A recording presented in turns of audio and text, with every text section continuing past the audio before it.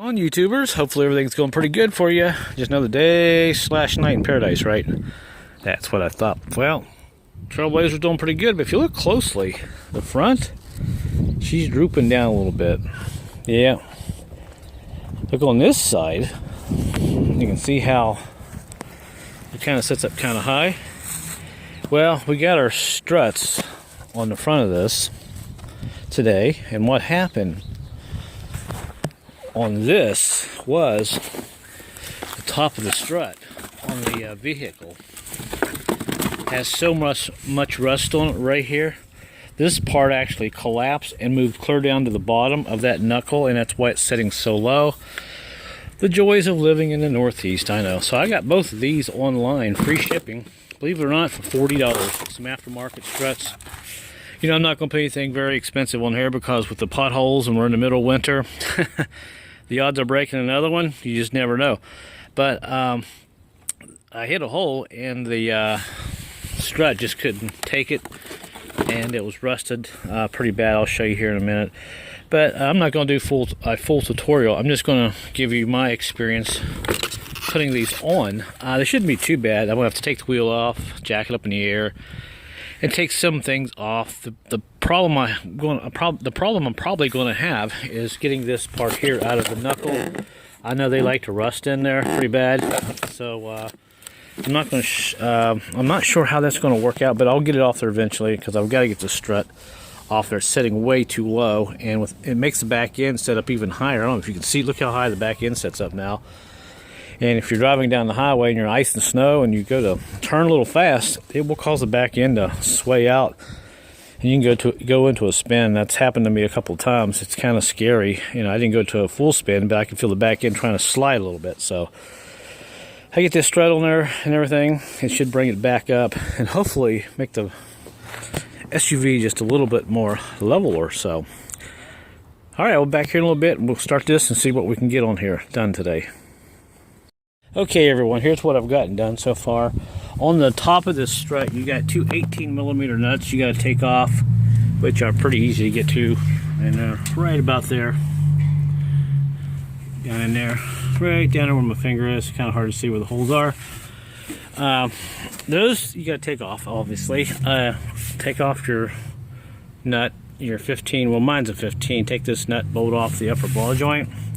And make sure you loosen your brake line and your ABS stuff up just a little bit. A couple screws here, got to take off. Pull this back, and the biggest tip I'll give you that no one says or tells you about on these Trailblazers, if you want this whole system here off, go ahead and knock it off here with a pickle fork. Put it behind this piece right here and knock it off, and you can take this entire strut shock assembly off. Now, I have a small spring compressor. I don't have the biggest one like I really should have.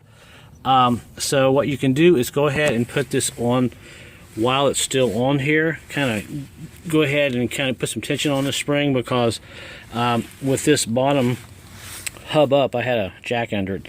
Push this all the way up until it starts to actually lift the vehicle up. Then that's when I put my spring compressor on there. I still have a lot more here to compress, and I should be able to get my strut on there. And I just realized how dark it is out here. Hang on a second. Let me just kind of lay this down here. There we go. Kind of like that. You can pull this whole thing out. Don't even attempt, if you live in the Northeast, to try to take this apart while it's still on the vehicle. It's not going to work. Fight with it while it's off. It's a lot easier now. You can see I can put my pickle fork in here and spread this. If you try to do it in here, you're not going to have a lot of room in here. You're going to hit the fenders, the inner splash guard. You may even actually hit a brake line or something and bust it. Just take the whole assembly off like this, and it's a lot easier to do. But make sure you have the biggest spring compressor they have. I think this will work, but I'm really pushing my limit here on what this spring compressor can do. So having said that, I'm gonna go ahead and take this apart. I'll have to get that off. I'll have to use an impact gun on it. And if this starts to turn and spin around, get you a pair of vice grips, pull this boot down and put you some vice grips on this strut in here and grip it, and that should hold that, and you should be able to get it off. So I'll come back here once I get this together and give you a look at it. Well, folks, even some days I even impress myself. I got the strut on the spring and everything. I didn't think this spring compressor would do it, but I pressed it down as far as I could, and there was just enough room on the top here to get everything back together. So I found out, well, I already know this, I'll just pass this info along. The key to get these springs down as far as you can is make sure you get the compressor springs on each side exactly the opposite. If it's just a little off, the spring will start to bend and go sideways, and it won't do you any good. But yeah, she's ready to go back on. So new bolt on the top, nut, and let's see the bottom, everything looks good. It's nice and straight, so all I gotta do is unhook this and bolt it back in. So went better than I had expected. So I'm gonna go and stick this on, and we'll do the other side and come back and see how it is. Also, earlier when I said use a pickle fork here, this bolt sticking out with this nut here, this is a 1 1/4, so you'll have to get a pretty big socket to break it loose, and it will come off. Then, like I said, this whole thing will come off. So really important to get this nut off. A lot of times on top of the strut here, this whole thing will spin and you can't get it off. There's no way you can get a good grip. Do what I do, get you some vice grips, put these between the springs, grip both of these like this, and put your wrench or whatever you got, a socket on this nut on the top. And I find most of the time by stopping this here from turning, these will get these nuts off. Now, if that doesn't work, if this is, starts to spin in here, take a little heating torch, put some heat on this nut, and I guarantee you this will come off. That's how I get all these off. Because you notice on the top here, there's a little place where you can stick an Allen wrench type of tool down in there. A lot of times those are rusted out, rounded out, and it doesn't work. So I almost forgot to tell you guys about that. So now we're on to finishing up here. Okay, so we got this side on. She's looking good. Everything went perfect. And now we're on the passenger side. And you can see we just about finished up there. We got everything on. Looking pretty good. And like I said, use a pickle fork on that and it'll pop right off. Hit it a few times. And everything here is pretty much done. Now on this side, you do have to take off the air cleaner to get into the bolts down here. I think you can kind of see there's one shiny bolt. The other one's right there, but there are 2 bolts that you can get an extension down there, and they're 18mm nuts, and you can take them off. Now here are the old struts. See, this one here is not too bad, but you know, probably not much longer. Probably gonna look like this. The whole bottom housing just completely rusts off and falls out, and it pushes the spring boing all the way down to the top of that knuckle.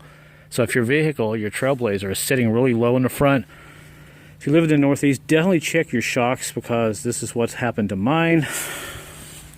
The springs just kind of, you know, push down on that and all that rust, and boom, it breaks and lowers the front end.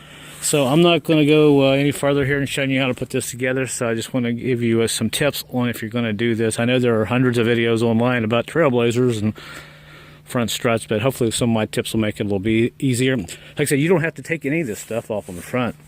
The only thing you have to do is take 2 bolts off on the top of the strut.